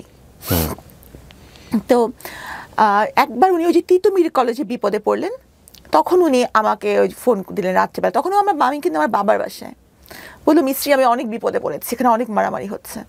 তখন আমি ছুটে গেলাম, কারণ আমার মধ্যে সবসময় ছিল যে উনি কিন্তু পুরাটা সময়, আমি বললাম যতদিন আমি সংসার করেছি পুরাটা সময় এই যে ওষুধ খেয়েছেন, মানে উনি একটু মানে নিয়ার ওনার ছিল। তো আমি সবসময় ওনাকে এভাবে দেখেছি যে ওর যেন কোনো বিপদ না হয়। উনি ডাকলে, উনি আমার হাজব্যান্ড, উনি বিপদে পড়েছেন, সেই তিতুমিরে যাওয়াটাই কি আমার অপরাধ ছিল? নাহলে আমি কোনো কোম্পানির চেয়ারম্যান না, কারণ জেকেজি হচ্ছে একটা ব্যক্তি মালিকানাধীন কোম্পানি, প্রোপাইটারশিপ কোম্পানির কোনো চেয়ারম্যান বলে পোস্ট থাকে না, থাকতে পারে না। তারপরেও সবাই জানে জেকেজির চেয়ারম্যান আমি, যদিও এখানে চেয়ারম্যান বলে কোনো পোস্ট থাকা সম্ভব না। সবাই জানে সাবরিনাই সব করছে। তো আমি ভাবি যে সবই আল্লাহর ইচ্ছা, আমার কারাগারে যাওয়াটা হয়তো আল্লাহর ইচ্ছা। তিতুমিরে যাওয়ার পর আপনি কি দেখেছেন? আমি কিছুই দেখিনি আসলে। তিতুমিরে যাওয়ার পরে ওখানকার যে স্বাস্থ্যকর্মী ওরা বললো যে আমাদের উপর মানে হামলা হয়েছে। আর স্বাভাবিকভাবে কি, আমি যেহেতু মেডিকেল রিলেটেড, আমার কাছে মনে হবে যে স্বাস্থ্যকর্মীরা সঠিক বলছে, থাকে না মানুষ জাজমেন্টাল হয়েছে। তা আমার কাছে, আমি সত্য মিথ্যা যাচাই না করি, আমার মনে হলো যে ওরাই বুঝি সত্য বলছে, এখানে যে সত্যের বাইরে অন্য কিছু থাকতে পারে এটা আমার মাথায় আসেনি। এটাই তখনই হয়তো মিডিয়া আমাকে দেখেছে যে আমি ওখানকার কিছু জেকেজির কিছু, কিন্তু আসলে আমি কিন্তু তখন আমার বাবার বাসায় ছিলাম। আর আমি বলবো না যে আমার জেকেজি কিছু করেছে বা রিপোর্ট, এগুলো কিন্তু আমার জানা নাই, কারণ এই ম্যানেজমেন্টটা টোটালি ওনারা দেখতেন, এখানে আমার দেখার কোনো সুযোগ নাই। হ্যাঁ, জেকেজি হচ্ছে কি Jobeda Khatun general health care, সেটাও কিন্তু আমার হাজবেন্ডের দাদির নামেই, মানে পুরোটা জিনিসই ওনাদের, সেখানে আমি শুধুমাত্র ওনার ওয়াইফ হিসাবে 3টা বছর। আপনাকে অ্যারেস্ট করা হলো তাহলে কোন ইস্যুতে? মিডিয়া ওখানে ওই সময়টাতে কি নিউজ করে ফেললো? আর ওই সময়টাতে উনি যদি, এটা আসলে আপনারাই ভালো জানেন, যেহেতু চলমান মামলা, এই বিষয়ে আমি কিচ্ছু বলতে চাই না। আমি শুধু এটাই বলবো, আমি আমার পক্ষ থেকে এটাই বক্তব্য যে আপনার সঙ্গে আপনার হাজবেন্ডকে একসাথে অ্যারেস্ট করা হয়েছে? না না না, উনি আমার 1 মাস আগে অ্যারেস্ট হয়েছেন, অলমোস্ট 1 মাস আগে। আচ্ছা, তো অ্যারেস্ট হয়ে গেলেন এবং সেটা হচ্ছে ওই ফ্রড কেসের জন্য, আলটিমেটলি করোনা টেস্টের যে ফ্রড কেসটা, তাই কি? জি। ওকে, 1 মাস পরে আপনি, এটা কি আপনার হুট করে অ্যারেস্ট হয়ে গেল, না তার আগে থেকে আপনি বুঝতে পারছিলেন যে আপনাকে অ্যারেস্ট করা হতে পারে? আমি বুঝতে পারিনি। কেন? মানে আমি তো, মানে একটা মানুষ কেন বুঝতে পারবে তাকে অ্যারেস্ট করা হবে? মানে আমি যদি এটার কিছু হতাম। ওনাকে যখন মামলাটা করা হয়েছে সেই মামলার এজাহারে কি ছিল? আমার নাম ছিল না। ছিল না? তাহলে ওনার বক্তব্যের প্রেক্ষাপটে আপনাকে অ্যারেস্ট করা হয়েছে? সেটাও আমি জানি না। তো আপনাকে অ্যারেস্ট করা হলো, আপনি জানবেন আপনার কেন আপনাকে অ্যারেস্ট করা হলো? বললাম তো চলমান মামলা, আমি এখন কিছুই বলবো না, সময় এটার উত্তর দিবে। তবে আমি কিছুই জানতাম না, তো প্রমাণ হচ্ছে আমি রেগুলার হাসপাতালে ডিউটি করছিলাম। কোন হাসপাতালে সেটা? জাতীয় হৃদরোগ ইনস্টিটিউট, সরকারি হাসপাতালে। জি। তারপর? তো আমি যদি বুঝতেই পারতাম তাহলে তো আমি এত ইজি লাইফে থাকতেই পারতাম না। রেগুলার হাসপাতাল করা বা এগুলো করা কি আমি করতাম? আমি তো পালিয়ে যেতে পারতাম, আমার কাছে তো আমার পাসপোর্ট ছিল। কিন্তু এখানে আরেকটা প্রশ্ন, না ডেফিনেটলি আরেকটা, আপনি যেমন আপনার জায়গাটা বলতে পারেন, আমাদের জায়গা থেকে কোয়েরি আসছে, আপনি অ্যান্সার করলে না করলেও সমস্যা নেই, এটা আপনার ফ্রিডম আছে এই অনুষ্ঠানে। সরকার যখন এরকম একজন গভর্নমেন্ট এমপ্লয়িকে অ্যারেস্ট করছে এবং একই সাথে সে একজন বিসিএস ক্যাডার, তখন সরকারের জায়গা থেকেও তো এটার একটা চরম পর্যায়ে যাচাই বাছাই করেই তারপর অ্যারেস্ট করা হয়েছে। সুতরাং এই বিষয়টাও তো আমরা চাইলেও মানে শুধু ইমোশনের জায়গাটা থেকে বিচার করতে পারি না। ডেফিনেটলি দেয়ার কোনো না কোনো রিজন ছিল। আপনি তো বোধহয় এখন সাসপেন্ড অবস্থায় আছেন, তাই কি? আমি সাময়িক বরখাস্ত অবস্থায় আছেন। সো আপনি বলতে চাচ্ছেন যে আপনার হাজবেন্ডেরই কর্মের জন্য বেসিক্যালি আপনাকে এই জায়গাটায় আসতে হয়েছে? আমি বলতে চাচ্ছি না যে উনি এই কাজটা করেছেন। আপনি সেটাও বলছেন না? আমি সেটাও বলছি না, কারণ আমি এটা জানি না। আচ্ছা, কি হয়েছে আপনি জানেনই না? আমি জানি না আসলে। তাহলে আপনি বলতে চাচ্ছেন যে মিডিয়াতে যে সব ঘটনা ঘটেছে বা যেগুলো নিয়ে আসা হয়েছে সেগুলো কি মিথ্যা? আমি তো এটাই বলবো যে যেহেতু মামলাটি চলমান, এই জন্য আমি এই প্রসঙ্গে কিছু বলবো না। আর আমি যদি এখানে আপনার শোতে বসে কাঁদতে কাঁদতে মরেও যাই আমি নির্দোষ এটা বলে, যারা ভাববে যে সাবিনা দোষী তারা ভাববেই সাবিনা দোষী। যেমন ধরেন আমি কিন্তু এখন সাজা খেটে বের হয়েছি 3টা বছর। 3টা বছর কিন্তু কম কথা না। হ্যাঁ, একটা মানুষের জন্য 3টা দিনও জেলে থাকা কষ্টকর। এখনো কিন্তু আমি সাজা কাটার পরেও সাবিনার দিকে অভিযোগের আঙ্গুল রয়ে গেছে। না, নট লাইক দিস। আপনি 3 বছর খেটেছেন, আপনি সারাটা জীবন বাংলাদেশের সামাজিক প্রেক্ষাপটে কোনোদিন কি আপনি এই মানুষের যে কুদৃষ্টি সেখান থেকে বেরোতে পারবেন? কখনোই পারবেন না। আপনি যদি নির্দোষ হন, আপনি কোনোদিন এটা থেকে বেরোতে পারবেন না। এটা অপূরণীয় ক্ষতি। আমি বলছি না আপনি দোষী না নির্দোষ, এটা আমাদের সামাজিক জায়গা থেকে এটা একটা বড় ধরনের বিষয়। পুলিশ ধরা মানেই মনে করে নেয় মানুষ, এটা তো আপনি জেল খেটেছেন, পুলিশ ধরা মানেই মানুষ মনে করে না যে সে খারাপ লোক। সো ওই জায়গাটা না আমরা পরে যাচ্ছি, কিন্তু আপনাকে তলব করা হয়েছিল, সো আপনি অ্যাটেন্ড করেছেন, তারপর আপনাকে বলা হয়েছে জেলে চলে যাওয়ার জন্য। এর আগ পর্যন্ত, এই ঘটনার আগ পর্যন্ত আপনার নামে কোনো ধরনের কোনো ক্রিমিনাল কেস বা কোথাও কোনো কিছু কি আছে সরকারের খাতায়? কোথাও কিছু নাই। হলো তো আপনার বিশেষ জবই হওয়ার কথা না, নাই, এটাই ফার্স্ট। আপনি জেল জীবন নিয়ে একটা বই লিখেছেন, সেটা নিয়ে এবারে বইমেলায় তুমুল আলোচনা হচ্ছে, অনেকেই কিনেছেন, অনেকে রিভিউ করছেন। বন্দিনীটা কিন্তু আমার লেখার উদ্দেশ্য কিন্তু আমার জেল জীবন না, অন্তত এই খণ্ডটা, এটা প্রথম খণ্ড, আমি বন্দিনীর দ্বিতীয় খণ্ডের কাজে হাত দিয়েছি। হ্যাঁ, এটা অন্তত অ্যাটলিস্ট আমার ঘটনা না, এটা হচ্ছে। কি সুন্দর কথা লিখেছেন উনি বইয়ের, আহা আমি তো দেখি না এই জিনিসটা। আপনি আমাকে বইটা দিয়েছেন, কি সুন্দর একটা অটোগ্রাফ দিয়েছেন, আল্লাহ আপনার দোয়া কবুল করুক। দেখেন সাবরিনা লিখেছেন কি সুন্দর করে, আপনারা পড়ে নিয়েন। হ্যাঁ, খুব সুন্দর করে, আমি একটু পড়ে শোনা, যেন উল্টোভাবে দেখা যাবে কিনা ক্যামেরায়। প্রচণ্ড খ্যাতিমান এই মানুষটিকে আল্লাহ আরও খ্যাতি শিখরে নিয়ে যাক, আলহামদুলিল্লাহ, আল্লাহ আপনার দোয়া কবুল করুক। জি, আপনি যেটা বলছিলেন যে জেলে যাওয়ার গল্পটা। হ্যাঁ, তো এগুলো হচ্ছে এক একটা মেয়ের জীবন কাহিনী, বা একটা মানুষ কখন দেখা যাচ্ছে যে বিভিন্ন রিলেশনে ইনভলভ হয়ে, মানে এইসব। আমি একটা অনুষ্ঠান করতাম, যাহা বলিব সত্য বলিব, হ্যাঁ, এবিসি রেডিওতে। এরপরে আমি সিক্রেট নামে করেছি ঢাকা এফএমে, একই কন্টেন্ট কিন্তু ডিফারেন্ট নামে। সেখানে আমি এরকম অসংখ্য কেস পেয়েছি, অসংখ্য কেস আমি এখানে এভাবে রিভিলও করেছি রেডিওতে, যেটা হচ্ছে যে একজন মানুষ কিভাবে অপরাধী হয়, কি অপরাধ করে এবং এটার পরিণতি কী হয়। সো আপনি যেটা বলছেন সেটা তো ডেফিনেটলি আপনি একবারে গ্যাং যেটা বলে, জেলখানায় গিয়ে বসে আপনি জিনিসটা ফেস করতে পেরেছেন। এবং আমি এই প্রেক্ষাপটগুলোর কারণে অ্যাটলিস্ট মানুষ বুঝবে যে এটা করলে অপরাধ হয়, এটা করলে জেলে যেতে হয়। বইটা পড়েন আপনারা, হ্যাঁ, বইটা পড়লে হয়তো আপনাদের একটা নলেজ তৈরি হবে। কিন্তু আপনার অভিজ্ঞতা কী ছিল? যে এই জীবনটা সম্পর্কে তো আপনি জানতেনই না, আপনি একটা সোভার ফ্যামিলি থেকে এসেছেন, আপনি একটা চমৎকার পরিবেশ, নিজের মনস্তাত্ত্বিক জায়গা থেকে এগুলো মেনে নেওয়া তো ভয়ঙ্কর রকমের একটা যুদ্ধ, এক। আর দুই নম্বর হচ্ছে আপনি ওখানে যাওয়ার পরে আপনি কি পেলেন, কেমন অ্যাকোমোডেশন পেলেন, মানে কি হলো, এগুলো একটু আমাদেরকে বলেন। আমি যখন প্রথমে ওখানে গেলাম, আমি তো যেহেতু বিসিএস ক্যাডার ছিলাম, সেহেতু কারাবিধান অনুযায়ী আমি ডিভিশনে ছিলাম। ডিভিশন মানে হচ্ছে একটা, এটা হচ্ছে যে ব্রিটিশ আমল থেকে নির্ধারণ করা, একটা আলাদা রুম থাকবে আপনার জন্য, একটা আলাদা রুম থাকবে, সাথে বারান্দা থাকবে, আর হচ্ছে যে একটা সেবক থাকবে। আর খাবার দাবার ব্যাপারটা হচ্ছে যে নর্মাল একজন মানে বন্দি যে পরিমাণ খাবারটা পাবে, সেম মেনুটাই, সেম মেনু, কিন্তু গ্রামসের কিছু ডিফারেন্স থাকবে। ডিভিশন প্রাপ্ত আসামি পাবে। কিসের? ধরেন আজকে আপনার বরাদ্দ হচ্ছে যে মিষ্টি কুমড়া, হ্যাঁ, একজন নর্মাল বন্দি, আমি সেই মিষ্টি কুমড়াই বরাদ্দ পাবো, কিন্তু আমার কুক রান্না করবে। ওকে, কিন্তু মেনু কিন্তু সেম। গল্প সল্প করার জন্য কোনো মানুষ দেওয়া হবে? উনিই গল্প করবে। উনি কি থাকে আপনার সঙ্গে নাকি চলে যেত? না, থাকতো, ওই রুমেই থাকতো, এক রুমে থাকে। উনিও কি জেল জীবন কাটাচ্ছে নাকি?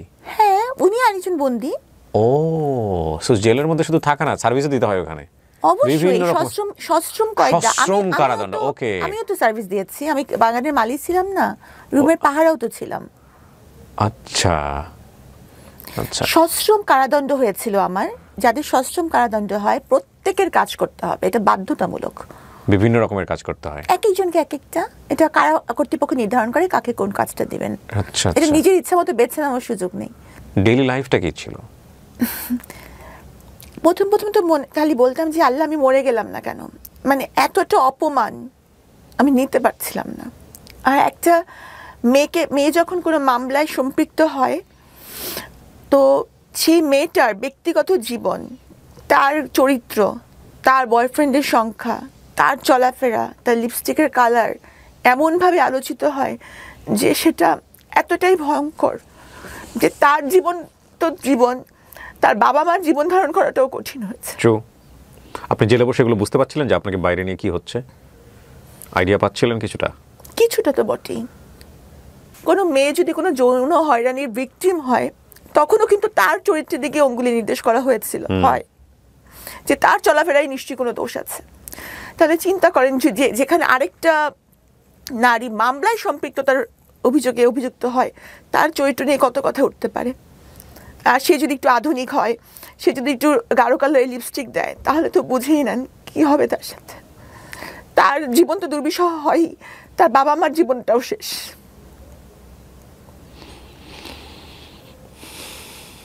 সবারই বলার অধিকার আছে। আমি জানি এই অনুষ্ঠানটা না দেখে অনেকেই হয়তো বা শুধু ওনাকে দেখিয়ে সেই নিচে মন্তব্য করছেন, অনেক বাজে বাজে কমেন্টস করছেন, অনেকে হয়তো এই ধরনের মন্তব্য করছেন যে কেন আমি ওনাকে নিয়ে এখানে বসলাম, কেন আমি ওনার সঙ্গে সামনে বসে কথা বলছি।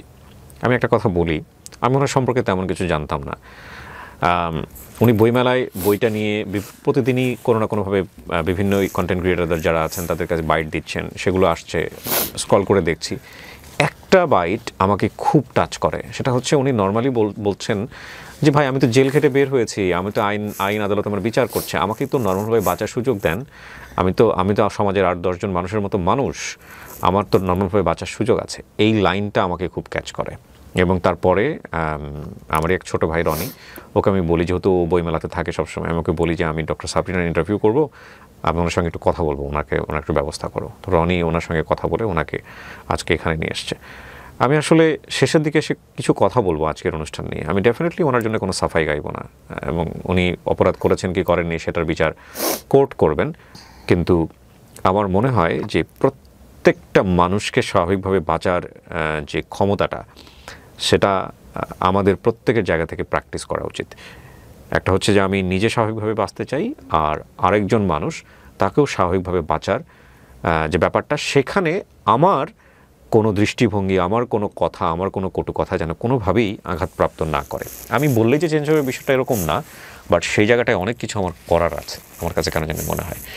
আমার বলতে আমি আপনাদের সবাইকে বলছি।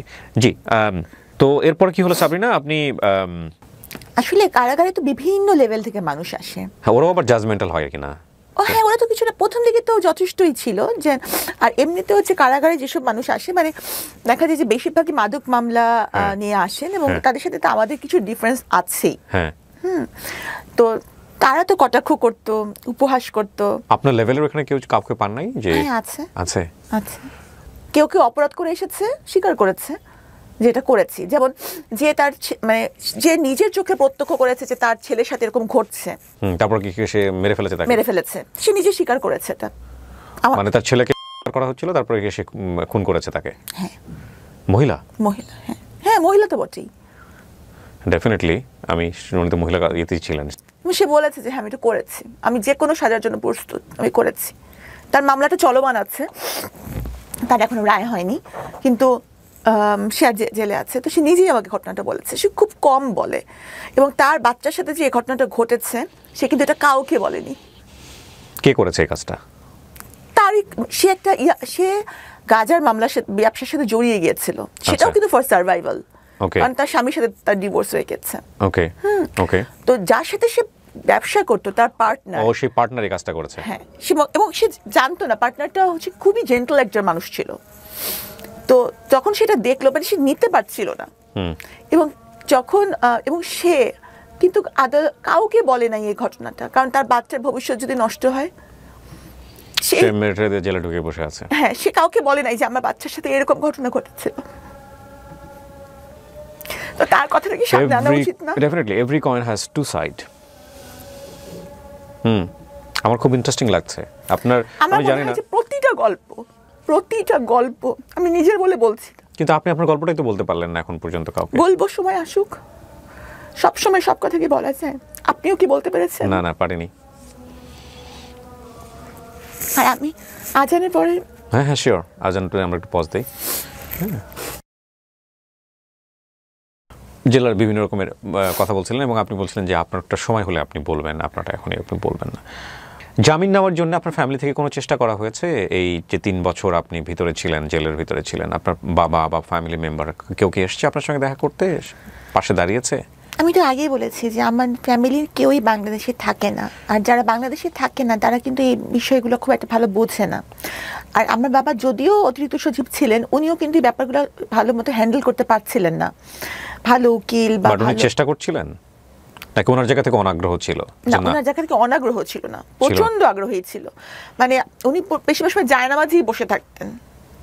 হ্যাঁ, কিন্তু কিভাবে করতে হবে বা কোন ওয়েতে যেতে হবে, আর মানে উনি একটা বয়স্ক মানুষ, ওনার বয়স হচ্ছে 79 এরকম। তাহলে উনি কোথায় যাবেন, কি করবেন, কার কাছে যাবেন?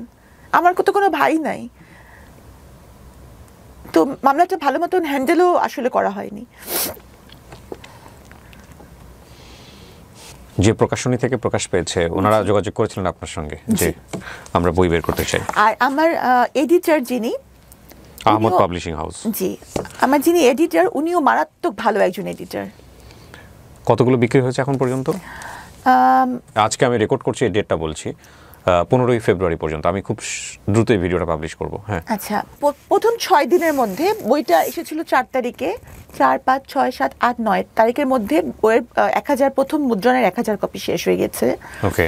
হ্যাঁ, তো উনি আমার প্রকাশক যিনি উনি এটার জন্য প্রস্তুত ছিলেন না আসলে, সত্যি কথা নতুন, আমি নতুন, প্রস্তুত ছিলেন না। তো শেষ হয়ে যাওয়ার পর উনি মুদ্রণে গিয়েছেন, যখন মানে মাত্র 25টা কপি বাকি ছিল তখন উনি আবার সেকেন্ড মুদ্রণে গেছেন। এই জন্য মাঝখানে 3 দিনের না 2.5 দিনের গ্যাপ, 2.5 দিন, হ্যাঁ 2.5 দিনের গ্যাপ ছিল। তো পরে হচ্ছে যে আবার বইয়ের মুদ্রণ চলে এসেছে, দ্বিতীয় মুদ্রণ। অনেকে মনে করতে পারেন যে এই বইটার প্রমোশন করার জন্য আমি ভিডিওটা করছি। নো, ডেফিনেটলি না। এই বইটা এমনিতেই বইমেলাতে হট কেক। হ্যাঁ, সো এটা প্রমোশন করার কিছু নাই। ডক্টর সাবরিনা বই কোথায় পাওয়া যায়, বইমেলাতে গিয়ে আপনারা বললেই দিয়ে দিবে। আর হ্যাঁ, ডেফিনেটলি আমি প্রমোশন করি, বাট আমি কোনো বইয়ের প্রমোশন এখন পর্যন্ত করিনি। আচ্ছা, সো সাবরিনা, আপনি 3 বছর পর যে জামিনটা পেলেন, এটা সরকার থেকে আপনাকে জামিন দেওয়া হলো, এবং বের হওয়ার পরে আপনি জীবনটাকে কিভাবে দেখলেন 3 বছর পর? যখন এখন তো আপনার নিয়মিত হাজিরা দিতে হয় ডেফিনেটলি। বের হয়েছেন কত সালে? আপনি কবে বের হয়েছেন? আমার 8 মাস হয়েছে। 8 মাস হয়েছে। বের হওয়ার পরে আপনি কি পেলেন, কোথায় গেলেন, কি বের হওয়ার পর আমি আমার আব্বাকে বললাম, আব্বা তুমি কি আমাকে বাকি জীবনটা খাওয়াতে পারবা? তখন আব্বা বলে হ্যাঁ পারবো। তখন আমি ধরে নিলাম যে আমি আর কিছু করব না। হ্যাঁ, আমি বেশিরভাগ সময় যা করব, চেম্বার করি বা আমি লেখালেখি করি বা আমি আইন পড়ছি, কোনোটাই টাকা উপার্জনের জন্য হবে না। কারণ আমার আব্বা বলছে আব্বা আমাকে মোটামুটি খাওয়াতে পারবে। আর গয়নাগাটি আমি কখনোই পড়ি না, তাহলে আমার জীবনে খুব বেশি চাহিদা আগেও ছিল না, এখনো নাই। আমি কারাগারের মহিলাদের কিছু কথা দিয়ে এসেছি যে তাদের জন্য আমি কিছু করব। কারণ কি, আমি নিজে টের পেয়েছি যে মামলাটা যদি সঠিকভাবে হ্যান্ডেল না করা হয় তাহলে কতটা ভুগতে হয়। এবং অনেকেই আছেন যাদের মামলাটা যদি একটু প্রপার ওয়েতে হ্যান্ডেল করা যায় তাহলে কিন্তু মামলা থেকে এটা খুব ভালো রেজাল্ট আসা সম্ভব। এটা চিন্তা করে প্রথমে আমি এলএলবিতে ভর্তি হয়েছি। আমি একদম বের হওয়ার পরপরই সেশন ধরেছি, এবং আমার কাছে মনে হয়েছে যে একজন আইনজীবী চাইলে তার মানে ক্লায়েন্টের জীবন, মান সম্মান, ভবিষ্যৎ সবই তো আল্লাহর হাতে, কিন্তু উনি চাইলে এটা করতে পারেন, সংরক্ষণ করতে পারেন। তো আমি নিজে এলএলবিতে ভর্তি হয়েছি, এবং আমার ইচ্ছা যে ওই বন্দীদের জন্য কিছু করা। কারণ ওরা, আমি বের হওয়ার সময় আমাকে বলছে যে আমাদের জন্য কিছু কইরো, আমাদের কেউ নাই। কারণ চিন্তা করেন, একটা মহিলা মানুষ 12টা বছর ধরে জেল খাচ্ছে, তার হাজবেন্ড বিয়ে করে চলে গেছে, তার বাবা মা মরে গেছে, তার ভাই তার ফোনে তার গলা শুনলেই ফোন রেখে দেয়, তার ছেলে মেয়ের সংসারে তার ঠাঁই নেই, সে কই যাবে? আমার তো তাও আল্লাহর কাছে শুকরিয়া বাবা মা আছে, ওরা কই যাবে? আর আমি যেভাবে পদে পদে হিউমিলিয়েশনের শিকার হচ্ছি, তাদের কি অবস্থা? তারা যে লেভেল থেকে এসেছে তাদের তো আরো বেশি কঠিন অবস্থা, তারা কি করবে? তো আমার যেটা মনে হয়, সাবরিনা যেমন একটা বন্দীদের প্রতিনিধি, সাবরিনা সাজা খেতে বের হয়েছে, সাবরিনাকেও বাঁচতে দেন। অন্য বন্দীরা যদি সংশোধিত হয়ে বাঁচে তাহলে তাদেরকেও বাঁচতে দেন। I admit this line. অবশ্যই বাঁচতে দেওয়া উচিত, সম্মানের সাথে বাঁচতে দেওয়া উচিত। দেখুন, পৃথিবীতে আমরা কেউই ফিরেস্তা হয়ে দুনিয়াতে আসেন, ইনক্লুডিং মি। আমি আমার কথা বলছি, যারা এই অনুষ্ঠানটা দেখছেন অনেকেই আপনারা জাজমেন্টাল হবেন, আমি জানি ডেফিনেটলি হবেন, কিন্তু জাজমেন্টাল হওয়ার আগে আঙুলটা নিজের দিকে দেন। আপনি জানেন, আল্লাহ জানে যে আপনার জীবনে পাপ কত, আপনার জীবনে কত ভয়ঙ্কর ভয়ঙ্কর গুনাহ আছে, যেটা হয়তো আপনি শুধু জানেন এবং আপনার সৃষ্টিকর্তা জানেন। সুতরাং এত পাপ নিয়ে, এত ভুল নিয়ে আরেকজন মানুষের দিকে অন্তত পক্ষে আপনি সেই কাজটা বা সেই আঙ্গুলটা তুলেন না যেটা তাকে স্বাভাবিক জীবন দিবে না। একটা কথা আমি বলতে চাই, সেটা হচ্ছে যে যখন প্রথমেই মানুষ আমার সাথে নেতিবাচক বলে, তারা কিন্তু প্রথমে আমাকে চেনে না, ব্যক্তিগতভাবে চেনে না। তারা কেন আমাকে খারাপ ভাবে? যে একটা মহামারীর সময় একটা খুবই সেন্সিটিভ মামলার সাথে আমার সম্পৃক্ততা ছিল, এই জন্যই এই প্রতারণার প্রতি তাদের সেই এইটা, তাই না? কারণ তারা তো ব্যক্তিগতভাবে আমাকে চেনে না, বা আমি এটা করতে পারবো কি পারবো না এটা কিন্তু আমার কলিগ বা ফ্রেন্ডসরা জানে। যে সাবিনা এটা করতে পারে না, কিন্তু ওনারা কিন্তু জানে না। তো ওনারা মনে করে যে এই এত বড় একটা অপরাধের জন্য ওনারা আমাকে অপছন্দ করে, এবং তাদের এই অপরাধের প্রতি যে একটা ঘৃণা, এটা যদি সব ধরনের অপরাধ, যেমন ধর্ষণ, ব্যভিচার, তারপর হচ্ছে খুন, রাহাজানি, এই সবগুলোর প্রতি তাদের এই ঘৃণাটা থাকে, তাহলে আপনি চিন্তা করেন সমাজের কিন্তু অপরাধ অনেক কমে যাবে। কিন্তু কিন্তু কারো যদি ওই এটা থাকে যে না, সাবিনা দোষী হোক নির্দোষ, সাবিনাকে পছন্দ করি না, তারা কোনো লজিকই শুনবে না, তাহলে কিন্তু তারা কোনো লজিক শুনবে না। সাবিনা তখন সাবিনার ব্যক্তি জীবন, সাবিনা কি কালার লিপস্টিক দিল, এইটা। আমার বইয়ের ব্যাপারও তাই হয়েছে, পদে পদে বিভিন্ন ধরনের অপপ্রচার হচ্ছে। এমনকি আপনি অবাক হবেন, আপনি তাদের জানেন না বা বইমেলা আপনি যান না, বইমেলা একদিনের জন্য একটা মেয়ে জেল খাটতে এসেছিল একদিনের সাজা। আপনার যে কোলে বোধহয় ওটা নিয়ে, হ্যাঁ আমি নিজে কনফিউজ হয়ে যাচ্ছিলাম যে একটা ছেলে এরকম করছে, আবার আপনাকে মনে হচ্ছিল যে আপনি যথেষ্ট মায়াবতী, যে কারণে হয়তো আপনাকে সান্ত্বনা দিচ্ছেন। কি হয়েছে ঘটনাটা বলেন, তুমি বলেছো না বোধহয় একটা জায়গায়? বলেছি। ওই মেয়েটা একটু মানে খেলোয়াড়। আচ্ছা আচ্ছা। খেলোয়াড় মেয়েটা, এবং খেলোয়াড় মেয়েরা ওদের ড্রেস আপটা একটু অন্যরকম হয়, এবং একটু ফিজিক্যাল এটাও একটু অন্যরকম হয়ে যায়। ছেলেদের ড্রেস পরে আছে, বয় কাট চুল। ওকে। তো সে একদিনের সাজা নিয়ে একটা মারামারি মামলায় জেলখানে এসেছিল। আচ্ছা। তো স্বাভাবিকভাবেই মানে একটা ড্রেস দিয়ে কিন্তু একটা মেয়েকে জাজ করা হয়, অন্তত বাংলাদেশে। হ্যাঁ। তো সে আসার পরে সব অন্যান্য বন্দীরা তাকে একেবারে খুব করা শুরু করলো, মানে তার প্রতি একটা মানে বাজে একটা যে সেটা মেয়ের পোশাক। আচ্ছা আচ্ছা আচ্ছা। তো সে এসে ঠিক বুঝতে পারছে না যে খাবো কি, খাবারও ধরে নাই সে। মানে খাবার ধরার কিন্তু একটা সিস্টেম আছে ওখানে, যে সময় খাবারটা ডিস্ট্রিবিউট করা হয় ওই সময় কিন্তু আপনাকে ওই আপনার একটা টিনের থালা বাটি থাকবে, সেখানে আপনি খাবারটা নিতে হবে।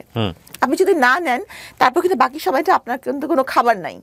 আচ্ছা, মানে খাইলে খাও, না খাইলে না খাও। না, খাবার সবাই নেয়, কারণ ওখানে কিন্তু এমন না যে আমি দোকানে গেলাম আর খাবার কিনে চলে আসলাম যখন তখন, তার তো না। তো সে খাবার ধরতে বুঝতে পারেনি, আর অন্য বন্দীরা তাকে সাহায্য করছে না। আচ্ছা। তো সে খেলে বাসায় ফিরছিল, ওই সময় সে তার সাজা হয়েছে, সে জেলে চলে আসছে। ওই সময়টুকুকে এই কারাগারে পর্যন্ত প্রায় 24 ঘন্টা সে না খেয়ে আছে। আচ্ছা। সে কাঁদছিল। তা আমি তাকে যখন কয়েদি রুমে ডেকে নিয়ে আসলাম, তো কয়েদি রুমেও তেমন কোনো খাবার নাই, আমার কাছে ছিল একটু মুড়ি আর 2টা কলা, ওকে আমি দিলাম। আমি একটু পানিটা নিতে যাবো, এর মধ্যে দেখি সে খাবার গোগরা সে খেয়ে ফেলছে। ওকে। মানে she was so much hungry. Right. তারপর পানি দিলাম, পানি খেলো, পানিও তার কাছে ছিল না, সে কিন্তু পানিও খায়নি। আচ্ছা। তো ওই যে সেটা কৃতজ্ঞতা বোধ, এটা কিন্তু নর্মাল মানুষ রিয়েলাইজ করতে পারবে না। মানুষ ভাবে যে একবেলা না খেলে কি হয়, বা কিন্তু ওই মানে ওইখানে একটা অ্যাটমসফিয়ার, কারাগারের একটা ভয়ানক অ্যাটমসফিয়ারে এরকম একটা জিনিস কিন্তু মনে রেখেছে, সে কৃতজ্ঞ। যদিও আমরা বেশিরভাগ মানুষই কৃতজ্ঞ না। মানে কোরআন শরীফে আল্লাহ বলেছেন এত নিদর্শন দেখার পরেও তবুও কি তারা কৃতজ্ঞ হবে না, কৃতজ্ঞতা প্রকাশ করবে না। হ্যাঁ। তো তার মানে মানুষের মধ্যে বেসিক এটাই হচ্ছে কৃতজ্ঞ। হ্যাঁ, ওই যে ওই মেয়েটার মাথায় যে আমি যে তাকে হেল্প করেছিলাম, তো ও শুনেছে আমি বের হয়েছি, সে 8 মাস ধরে আমাকে খুঁজেছে, কিন্তু আমার ঠিকানা তো আর সে জানে না। তো যখন এই মানে গণমাধ্যমে এসেছে আমি বই মেলায় আসছি বা বই বার হয়েছে, তখন সে খুঁজে খুঁজে মেলায় এসেছে।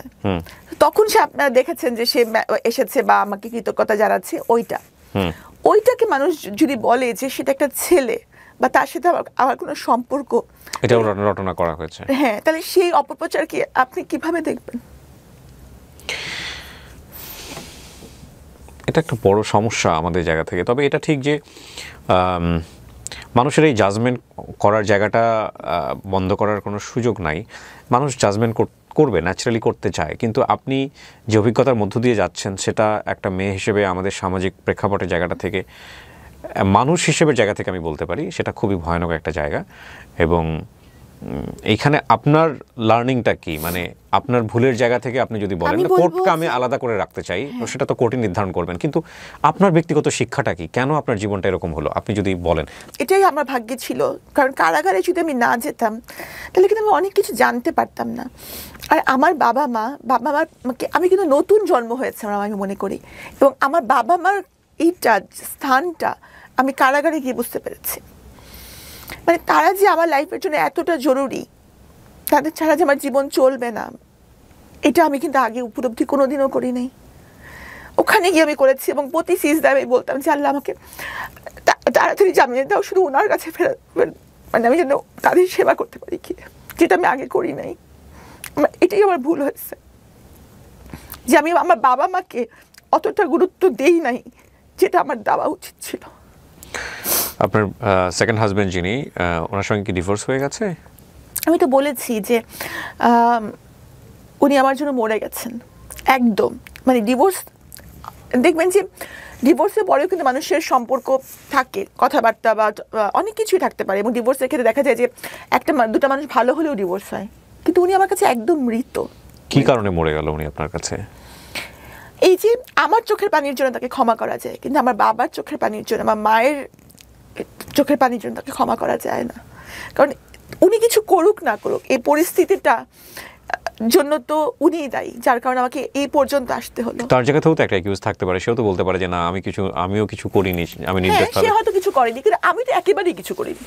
তাহলে আপনি তাকে অ্যাকিউজ করছেন কেন? পরিস্থিতিটা তো তার কারণে, মানে এই যে করোনার কিছু পরিস্থিতিতে যদি তার না হাত থাকে, লাইক হাজবেন্ড যদি কোনো কারণে, আমি বলছি না আপনার হাজবেন্ড দোষী না নির্দোষ, কিন্তু আপনি যে কারণে বলছেন তাকে মরে যাওয়ার কথাটা, সেই জায়গাটাই আমি একটু জাস্ট কোয়ারি থেকে বলছি যে এই পরিস্থিতির জন্য যদি উনি না হয়ে থাকেন, দর্শক আপনারা প্লিজ এগুলোকে কেউ জাজমেন্টের জায়গা থেকে নিন না, আমি ওনার ব্যক্তিগত জায়গাটাকে বের করার জন্য প্রশ্নটা করছি। সেটা হচ্ছে যদি এই পরিস্থিতি আপনি যেভাবে ডিফেন্ড করলেন, বা আপনি যেভাবে করছেন কোর্টকে ডিফেন্ড, বা আজকে আপনি যে বিষয়ে যেভাবে নিজেকে নির্দোষ করার চেষ্টা করছেন। না, আমি নিজেকে নির্দোষ করার জন্য এখানে আসিনি। না, আমি আই এগ্রি, বা ধরেন আপনি পয়েন্টগুলো আপনি বলেনই নাই, তো এখন কথা হলো যে উনিও তোমার জায়গা থেকে বলতে পারেন এইভাবে, তো সেটাই যদি শেষ পর্যন্ত প্রমাণ হয়। উনি আমাকে তো দোষী কোনোভাবেই বলতে পারবেন না। উনি কি বলেছেন? না, উনি তো আমাকে দোষী বলতে পারবেন না, কারণ এটার মধ্যে আমার কোনো ইনভলভমেন্ট ছিল না। আর আরেকটা ব্যাপার হচ্ছে যে আমি তো এটা বলিনি যে, কিন্তু পরিস্থিতি তো উনার কারণেই তো এটার মধ্যে আমার সম্পৃক্ততা, না হলে তো এটার মধ্যে আমার সম্পৃক্ততার কোনো বিষয় নাই। কিন্তু হাজবেন্ড যদি বিপদে পড়েন, সেই বিপদটা যদি তার নিজের ক্রিয়েট না করা হয়, ডেফিনেটলি হাজবেন্ডের ফ্যামিলি সেটা সাফার করে, এটাই তো স্বাভাবিক। হ্যাঁ, তো আপনি যদি আপনার হাজবেন্ডকে দোষী না বলেন, তাহলে ওনার কারণে যে আপনার যে সাফারটা হয়েছে সেটা তো আপনাকে অ্যাকসেপ্ট করতে হবে। কিন্তু এই যে 3টা বছর, সেই 3টা বছরে আমার বাবা অসহায়ের মতন উকিল খুঁজেছে। হ্যাঁ, হ্যাঁ। তাদের পরিবার থেকে কোনো সাপোর্ট বা তার কাছ থেকে কোনো সাপোর্ট আসে না। সে যদি আমার হাজবেন্ডই হয়ে থাকতেন, তাহলে এই 3-4টা বছরে আমাকে সাপোর্ট করার জন্য উনি কিছু করতেন না। আমার জন্য কে করবে? উনি তো নিজেও জেলে ছিলেন বোধহয়। হ্যাঁ, তো এমনও তো হতে পারে ওর ফ্যামিলির কেউ সাহস পাননি বা কোনোভাবেই আগানোর চেষ্টা করেননি। বিষয়টা তো খুব সেন্সিটিভ হতে পারে। তো কেন? যাই হোক, আপনাদের ইন্টারনালি ভিতর যেগুলো আছে সেগুলো নিয়ে আমরা নাই বা ঘাটলাম, কিন্তু আপনি বলতে চাচ্ছেন যে আপনাদের কাগজে কলমে কোনো ডিভোর্স হয়নি? না, ডিভোর্সের কাগজ আমি দিয়েছি আগেই দিয়ে দিয়েছেন। ওকে, আমরা একেবারে শেষের দিকে চলে এসেছি, কিন্তু আমার অনেক বেশি মানে তেষ্টা থেকে গেল আজকের অনুষ্ঠানটা নিয়ে। দেখেন, আমি জানি না আপনি দোষী না নির্দোষ। আমার অনুষ্ঠানে আসলে আপনাকে আমি দোষী নির্দোষ সেটা প্রমাণ করার জন্য ডাকিও নাই। আমিও তাই চাই না। আমি শুধু মনে হয়েছিল যে আপনার সঙ্গে আমি একটু কথা বলতে চাই, একটু আমি শুনতে চাই গল্পটা।